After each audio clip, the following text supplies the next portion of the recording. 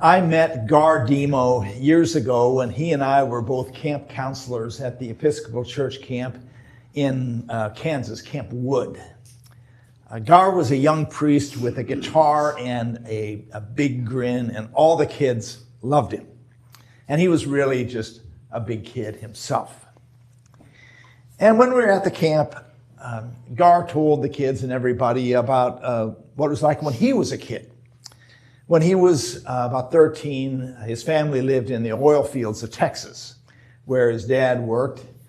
And that was the early 1980s when they had that big oil bust, and his dad lost his job. And then his mom lost her job too, and so they didn't have any income. They used their savings for a while, and then they started selling things, sold their cars, everything they could, and the day came when there was no food in the house. The cupboard was literally empty. And so what they did was they did the only thing they knew to do, and they moved back to El Dorado, Kansas, where they come from, and they lived in Gar's great Aunt Edith's house. Since they didn't have hardly any money, they kept the heat off except when it was really cold, and they got their food from the local food pantry. Gar and his brothers and sisters had the free lunch program at school, so they had at least one meal a day. And they got some help from their church, Trinity Episcopal Church in El Dorado. And that was the beginning of Gar's life in the Episcopal Church when they went there. He said his parents weren't lazy. They were hard workers. It's just that they had come to a difficult place in their life, and they needed a little help to get by. And he said they were grateful that their community had a little bit of a safety net to help them get through. And finally, his dad got a job as a groundskeeper at the local golf course, and things began to get better. But he said he'll never forget that day when their family ran out of food. Yesterday, over 40 million Americans lost their SNAP benefits because of the government shutdown. SNAP gives you an EBT card that you can take to the grocery store and you can buy food with it. You can't buy alcohol or tobacco or non-food items. And the average amount that a person gets from a SNAP card is $187 a month. It's not very much to get a whole month's worth of groceries. And it's mostly elderly and children and disabled people who get the SNAP benefits.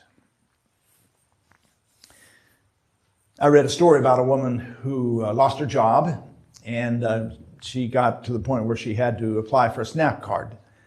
And she sat outside the office in her car for an hour crying before she got the courage to go in. She got the card and she went to the grocery store to get some food. And when she was in the checkout line, the woman in front of her was also buying her groceries with SNAP. And the woman behind her in line said, "I knew I shouldn't have come on the first of the month. That's always when the deadbeats come and use their food stamps that I paid for with my hard-earned tax dollars, and they eat better than I do." And this poor woman just wanted the floor to fall in so she could disappear. I don't know why it is that we in our country have such a hard time accepting the fact that some people need help sometimes. It's like they have some kind of disease that it might spread to us. It's like the poor in America are like the lepers that we read about in the Bible. You know, Jesus didn't have any hesitation about being around poor people. He would just wade right into the crowd of people who came to see him. And they were mostly struggling peasants and poor families. And he spoke right to them. He said, "Blessed are you who are poor, for yours is the kingdom of God.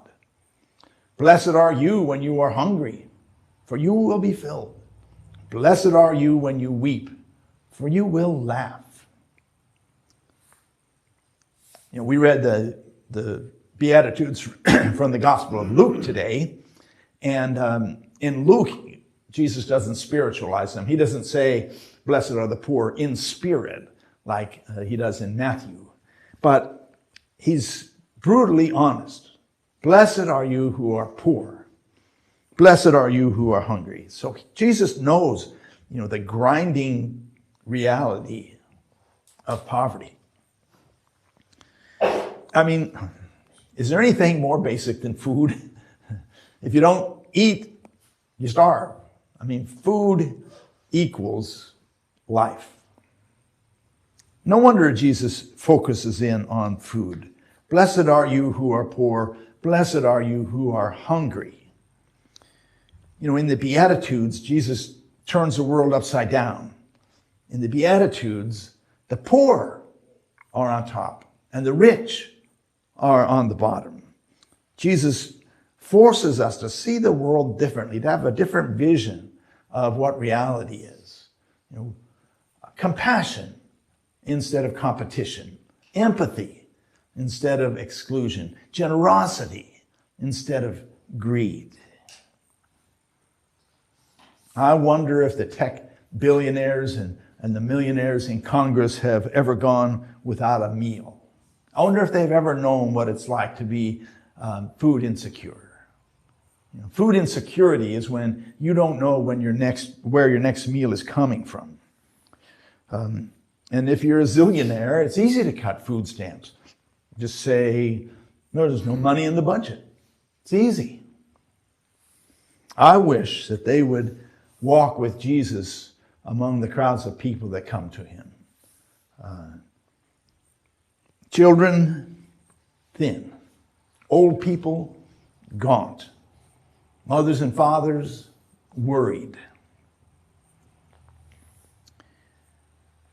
Well, today we celebrate All Saints' Day, when we remember those who have gone before us in the Christian faith and the great heroes and martyrs of the faith. And it's a good day for us to remember King Wenceslas. You remember the Christmas carol? Good King Wenceslas looked out on the feast of Stephen, when the snow lay round about, deep and crisp and even. Wenceslas was a nobleman who lived in the 10th century in Bohemia, which is now the Czech Republic. And the story goes that the good king was sitting by his fireplace on St. Stephen's Day, which is the day after Christmas. And he looked out the window and he saw a man in rags trying to gather some firewood in the snow. And so he asked his page, "Good page, who is yonder man?" And the page said, "Well, he's a poor man who lives under the mountain and he's gathering food for his fire, or fuel for his fire." So Wenceslas said, "Come, good page, you and I must dine with him this evening." So they got together some food and some wine and some pine logs, and they set out in the snow to go to the poor man's hut. And the snow was falling, and the page was weary, and he said, "I don't know if I can go on. The night is dark and the wind is cold." But the good king said, "Don't lose heart, my son. Walk in my footsteps and you'll find yourself warmer."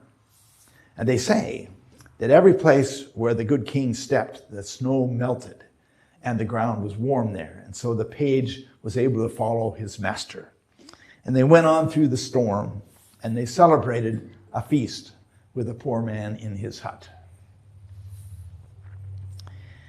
Well, I wish that the zillionaires who are running things now could be like King Wenceslas. I wish they would come to the Hood Canal Food Bank and see the people that gather there to get food.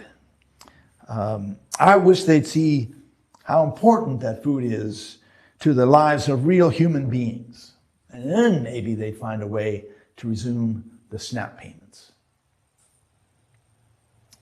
We know the importance of the Hood Canal Food Bank.